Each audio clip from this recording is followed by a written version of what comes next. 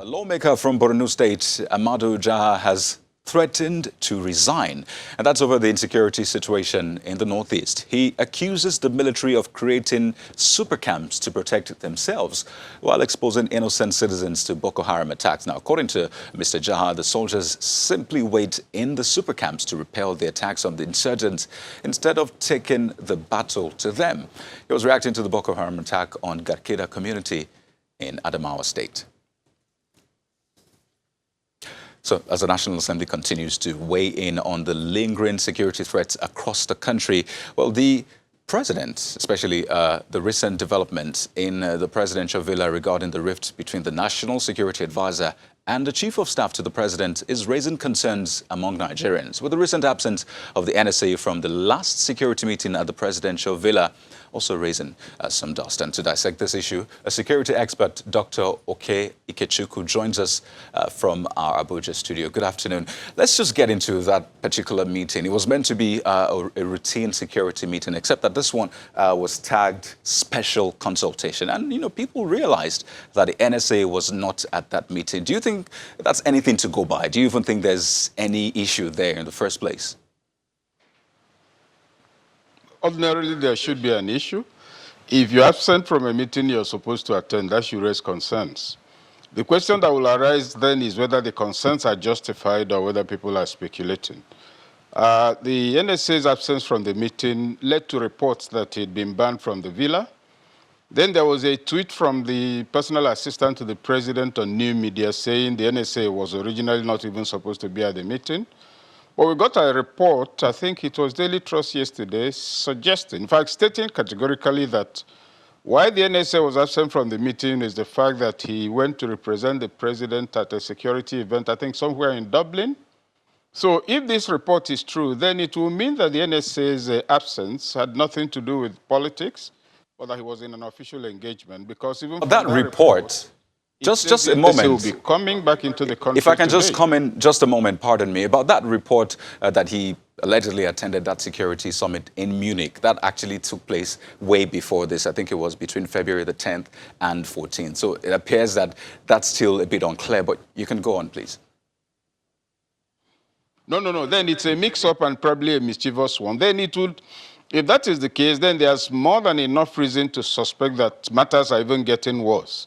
Because you recall that a few days ago, you had, well, a week ago or thereabouts, you had the letter from the NSA suggesting or demanding that the service chiefs should no longer meet with the chief of staff. The summary of that is that not just that there's a Cold War, but that there is serious confusion in leading to what one might describe as a battle over turf. So my take is quite simple. Let us assume there's actually a conflict between the Chief of Staff and the NSA. It is not something we should allow to get on national television. It should not something we should allow to get into the press. If the president is no longer satisfied with the NSA, he should let him go and appoint another one. If the relationship is not good, there's no need to advertise it to Nigerians by keeping him out of any meeting. So I think this is untidy, it's unnecessary. It does not suggest the kind of professionalism we'll expect from retired officers like the president himself and Mongonu. And if it's intended to humiliate him, then I think it's totally unnecessary. There is already enough confusion and tension in the country. There are enough institutional conflicts to suggest that the government is not as cohesive as it ought to be.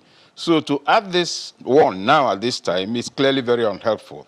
Well, some people point to the fact that just on Monday, the NSA was named co-chair along with the Humanitarian Affairs Ministry of the newly formed the National Humanitarian Coordination Committee. So for some people, it appears as though he still has a favor of the president. But now you said that this should not be discussed, you know, on media and all that, but it's out there already. And I'd like you to talk about the fact that it appears as though the presidency is silent over this. Is this silence loud for you? It is too loud. I don't even think it's silence, actually. I suspect it's ignorance. Look, we've had too many things coming out from the presidency, which at the end of the day, you find out that the president didn't even really know anything about. That is very alarming.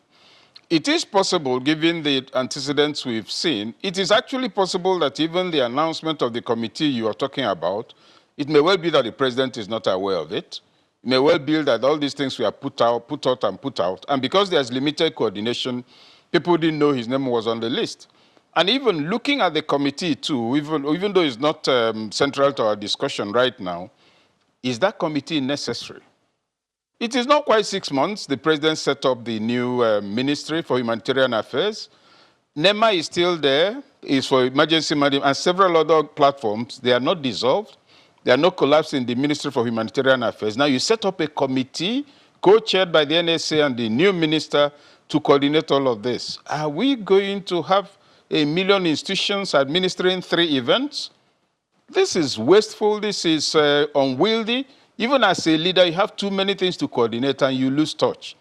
So let me see if I can just put this in. Going back to the substantive issue you raised. Let me see if I can just put this in before we close on a final note. Do you think anyone should take responsibility for that leaked memo? Just briefly. I think so. They should find out how it got into the press. It's as simple as that. But again, the more serious thing to focus on is why did the NSA find it necessary to write such a memo? Let's not distract ourselves by whether taking responsibility is an administrative matter.